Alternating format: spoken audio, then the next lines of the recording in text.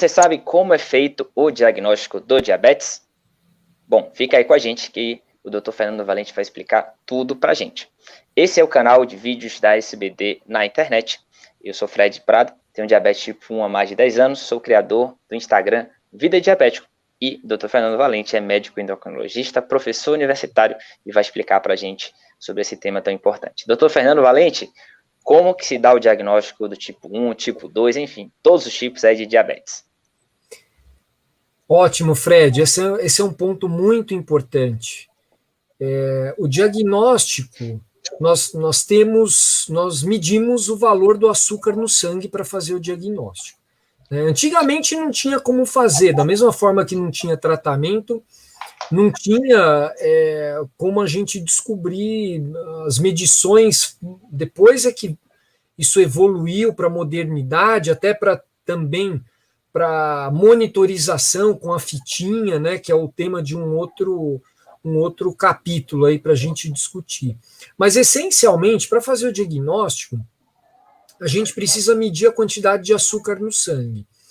Então, tem um valor que é considerado normal quando se está em jejum, que é o 99.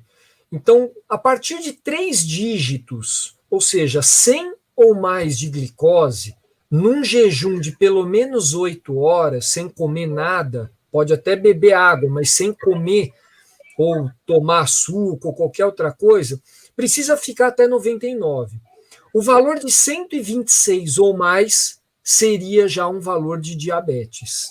Tá? Isso na glicose de jejum. Esse valor entre 100 e 125 é um intermediário que a gente pode conversar em outro tema, né? Então, diabetes, 126 ou mais de glicemia de jejum, de açúcar no sangue com pelo menos 8 horas de jejum. Tá? Normalmente, quando a pessoa não tem sintomas, a gente repete esse exame numa outra ocasião, porque pode ocorrer algum erro laboratorial, alguma outra coisa para confirmar. Né? Um outro jeito da gente fazer o diagnóstico, Fred, de diabetes, principalmente para essas pessoas que estão nessa faixa entre 100 e 125, por exemplo, né? Mas também se a glicose está muito perto de ficar fora ali do 100, né? A gente pode pedir o que a gente chama de teste oral de tolerância à glicose, que é a curva glicêmica, né? Popularmente conhecida como curva glicêmica, que a gente mede, além da glicose no jejum, a glicose 2 horas depois que a pessoa toma um monte de açúcar, diluído em água. Então, tem ali uma quantidade padronizada de açúcar, 75 gramas de açúcar diluído, que ela toma, e 2 horas depois, esse valor tem que ficar abaixo de 139. Se vier um valor 200 ou mais, já é um resultado compatível com o diagnóstico de diabetes. E o valor de entre 140 e 199 é um valor intermediário de risco de diabetes, ou que a gente chama de pré-diabetes. Existe ainda um terceiro jeito da gente fazer o diagnóstico de diabetes, que é o medindo a hemoglobina glicada. A hemoglobina glicada, habitualmente, sempre foi usada como uma forma da gente monitorizar o açúcar no sangue, monitorizar o grau de descompensação ou de controle da doença. Mas, já na década passada, passou a ser utilizado como, há uns 15 anos, passou a ser utilizado também como um critério de diagnóstico. Então, o valor de normalidade é até 5,6% de hemoglobina glicada. E o valor de diabetes é 6,5% ou mais. Então, se a pessoa tem qualquer um desses 3 critérios que eu comentei, ou se ela tem um exame de 200 ou mais de glicose, mesmo fora do jejum, com muito sintoma compatível com diabetes, realmente aí a gente pode dizer que essa pessoa tem diabetes. Claro que o controle do diabetes, um dos objetivos é levar para um valor mais baixo de glicose, um valor próximo ao normal, ou mesmo que não normalizar, fica ali próximo, né?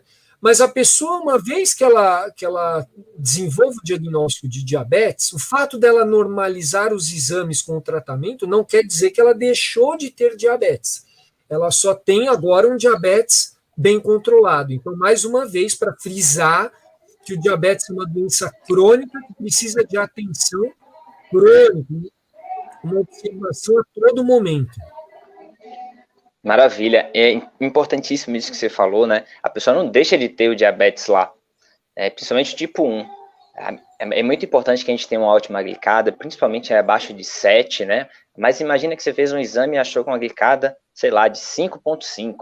E aí você vai e acredita que você está curado do diabetes. Não é isso. Significa que você está de parabéns só, que você está se cuidando muito, né? Assim como para o tipo 2 também, se você se cuidar muito, você pode ali, incorporando hábitos saudáveis, diminuir o uso de medicação também, seja oral, seja insulina, fruto de 2 importantíssimos aliados, que são remédios naturais, que a gente nunca deve deixar de fazer, que são alimentação saudável e também a atividade física, que a gente nunca esqueça disso, né? Não vamos só colocar na conta do remédio, da medicação, todo o peso de uma condição. A gente precisa ajudar também. E nada melhor do que deixar o corpo cada vez mais ativo para receber insulina, né?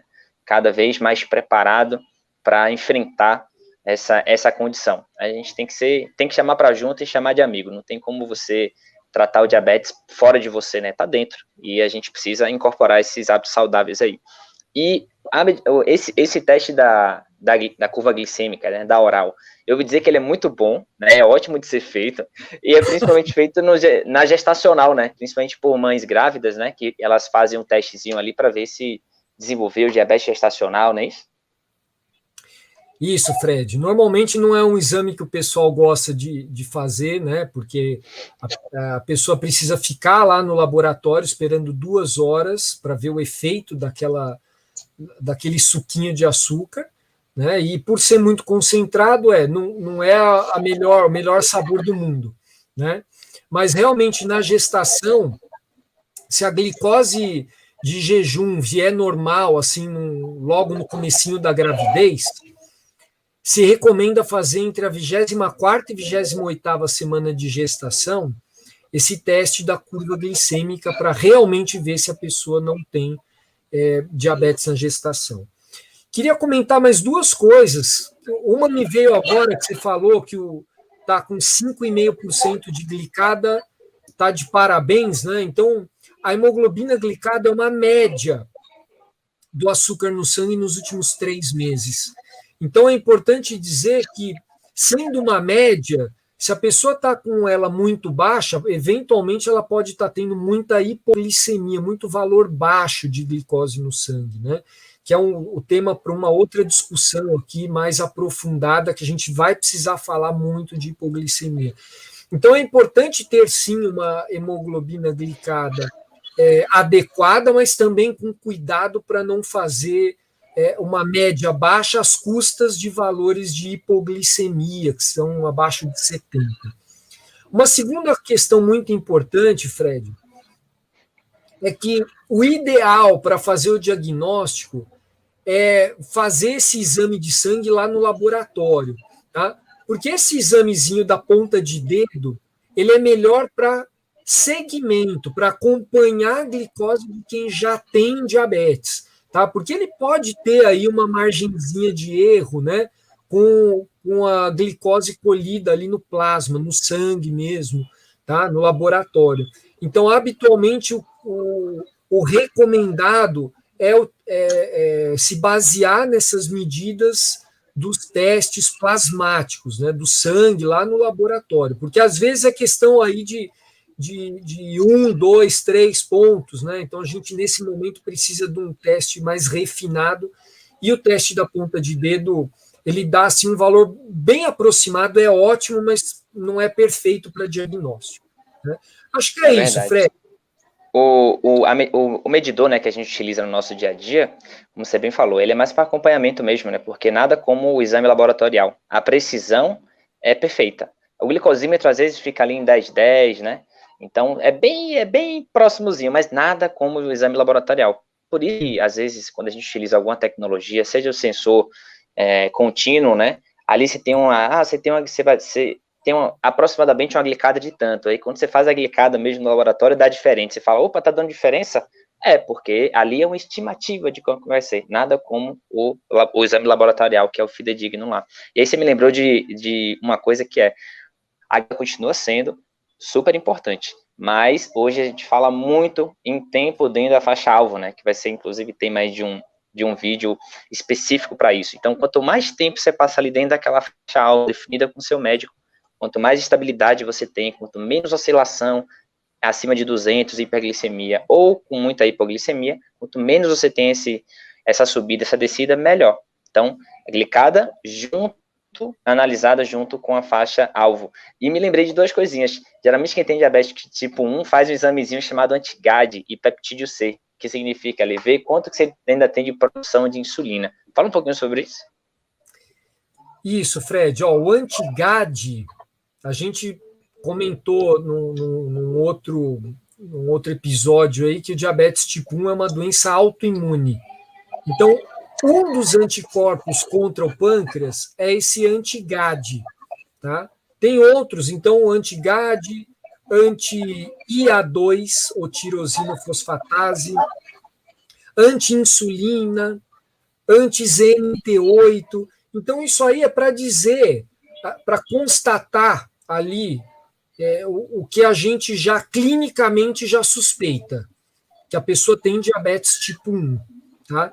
Então, ele é importante, por exemplo, para um diabetes tipo 1 que manifesta em outra idade, tá? Para a gente pensar nesse diagnóstico diferencial, porque se o diabetes tipo 1 aparece numa idade mais para frente, mas a manifestação clínica, assim, os sintomas, o aparecimento é muito parecido com o diabetes tipo 1, tá? Não é porque ela não é criança ou adolescente que não é tipo 1, pode ser, e aí é importante a gente pensar em fazer essa medição no momento do diagnóstico.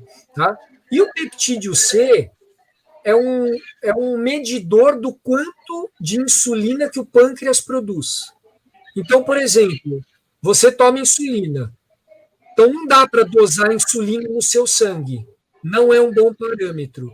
Então, no início também, isso pode ajudar a gente a identificar se a pessoa tem uma reserva de insulina muito baixa, e aí o peptídeo C viria baixo, e aí seria mais indicativo de ser diabetes tipo 1 do que diabetes tipo 2. Então, o peptídeo C e o anti-GAD podem ajudar a gente a diferenciar melhor entre os tipos. Maravilha. Mais uma vez, brilhantemente, obrigado por esclarecer para a gente aí. Espero que a galera tenha entendido tudo sobre essa parte de diagnóstico, né? Tem outros vídeos que falam sobre os sintomas, os tipos de diabetes. Acompanha a gente aí, galera. E importantíssimo que todo mundo faça os exames de rotina. Se você, né, na sua família, convide todo mundo a fazer os exames, pelo menos uma vez ao ano, sei lá, 6 vezes, pelo menos de 6 em 6 meses também. Faz o exame de ponta de dedo para ver como é que está todo mundo, principalmente as pessoas que têm um fator de risco um pouquinho maior, né, já estão com sobrepeso, né, já estão um pouco mais sedentárias, já não se alimentam tão bem. Velho, faz esse convite pro pessoal, que é super importante ter o diagnóstico o quanto antes possível, né? Para a gente conseguir tratar da melhor forma possível. Doutor Fernando, obrigado por mais um papo aí, por esclarecer para a gente. E como a gente sempre diz aqui, viver bem com diabetes é sim uma questão de escolha, depende muito mais da gente. Então, valeu, galera. Valeu, Fred.